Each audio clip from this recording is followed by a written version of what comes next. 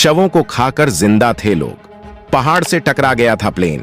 रोंगटे खड़े कर देगी खतरनाक विमान हादसे की कहानी। नेपाल प्लेन हादसे ने पूरी दुनिया को हिलाकर रख दिया है। 70 लोगों के मारे जाने की खबर है। सबसे ज्यादा हैरान करने वाला है प्लेन हादसे का वायरल वीडियो, जिसने बताया कि अंदर का हाल कैसा था और लोग उस समय क्या कर रहे थे। इतिहास में ऐसे कई प्लेन हादसे हैं जिनकी कहानी हैरान करने वाली है। इन्हीं में से एक हादसा हुआ था साल 1972 में, जब एक विमान एंडीज पर्वतमाला से टकरा गया था, जिसमें 2 दर्जन से ज्यादा लोगों की मौत हो गई थी। इस हादसे में जो लोग बचे थे उन्होंने बताया कि वो लाशें खाकर जिंदा रहे थे। पिछले साल यानी 13 अक्टूबर 2022 को उरुग्वायन एयरफोर्स फ्लाइट 571 के क्रैश के 50 साल पूरे हो गए। इस मौके पर लोगों ने प्लेन क्रैश में मारे गए लोगों को श्रद्धांजलि दी।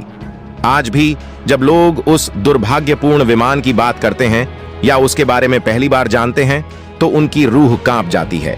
यह हादसा 13 अक्टूबर 1972 को हुआ था, जब उरुग्वे से चिली ये विमान यात्रा कर रहा था। अचानक विमान पहाड़ से टकरा गया और प्लेन क्रैश कर गया। इस हादसे में कुछ लोग मौके पर ही मर गए थे और कुछ चोट की वजह से या ठंड के चलते मर गए। कुल 29 लोगों की मौत हुई थी।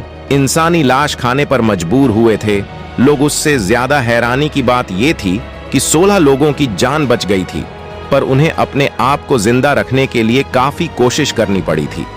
वो 72 दिन बर्फीले पहाड़ में फंसे थे। उनके पास खाना भी नहीं था। ऐसे में उन्हें डेड बॉडी को ही खाना पड़ा था। 23 दिसंबर को उन्हें वहां से निकाला गया था। विमान पर एक मेडिकल स्टूडेंट रोबर्टो कनेसा था, जिसने सबको डेड बॉडी खाने का आइडिया दिया था। उसने कांच के टुकड़े से अपने दोस्तों की लाश से मांस निकालकर खाना शुरू किया था।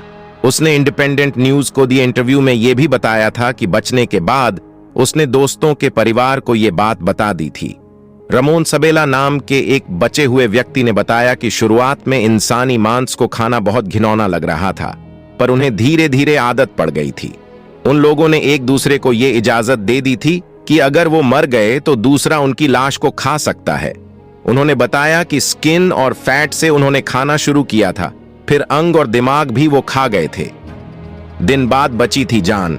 हादसे के 10 दिन बाद सर्च ऑपरेशन बंद कर दिया गया था, क्योंकि सफेद विमान बर्फ में नजर नहीं आ रहा था। 2 महीने बाद कनेसा पराडो एक 10 दिन की यात्रा पर निकले और ट्रेकिंग करते हुए मदद मांगने के लिए पहुंचे। 22 दिसंबर को हेलीकॉप्टर वहां पहुंचा और उन लोगों को बचाने में कामयाब हुआ। जब वो दुनिया के सामने आए तो लोगों ने उन्हें करिश्मा बताया और तब से ही इस हादसे को मिरेकल ऑफ द एंडीज भी कहा जाने लगा।